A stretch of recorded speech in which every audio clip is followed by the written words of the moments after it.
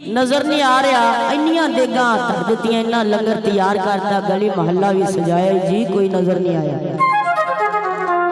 ये तो दस किते आन की खुशी विच इन्ना इंतजाम किया ते दीवानी सरकार को किया।